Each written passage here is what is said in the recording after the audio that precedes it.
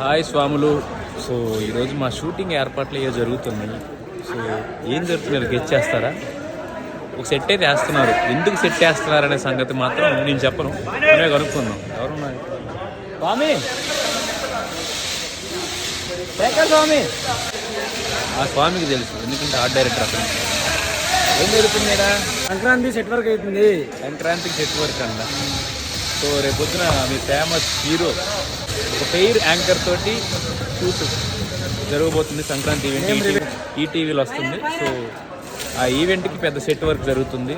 Famous hero, మీకు మీ అందరూ నచ్చిన హీరో, యాంకర్ కూడా ఆవిడే, మీరు ఊహించే ఆవిడే.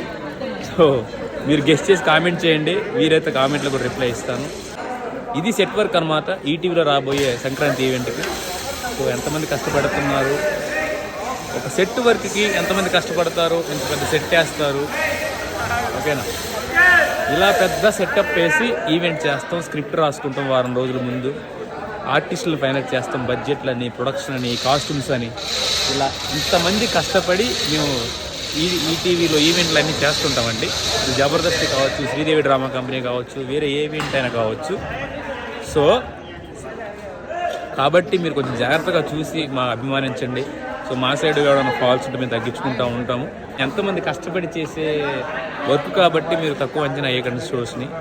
సో ప్రతి ఒక్క ఎంతమందికి ఫుడ్ అన్నట్టు ఒక ఈవెంట్ ఇంతమందిని బతికిస్తున్నట్టు. ఏది ఇది సెట్ వర్క్, తర్వాత design, writing, costume, production, editing, dubbing, ఇలా చాలా రకాలు. డబ్బింగ్ అంటే ఈటుకుండవు, కానీ ఆడియో పరంగా ఏమైనా ఉంటే మాత్రం డబ్బింగ్ కూడా ఉంటుంది.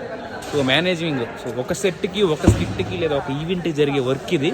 సో కాబట్టి మీరు అందరూ వాటిని సపోర్ట్ చేయండి. షోస్ని కూడా, సినిమాలు అనేది శుక్రవారం వారంలో ఒకరోజు కొత్తగా రిలీజ్ అవుతే మనకి డైలీ ప్రతి ఒక్కరికి ఎంటర్టైన్మెంట్ ఇచ్చేది టీవీ, కాబట్టి టీవీని కూడా బతికించండి. సినిమాలతో పాటు టీవీ షోలను కూడా ఆదరిస్తారని, ఇప్పటివరకు మమ్మల్ని ఆదరించి చాలామందిని స్టార్స్ చేశారు.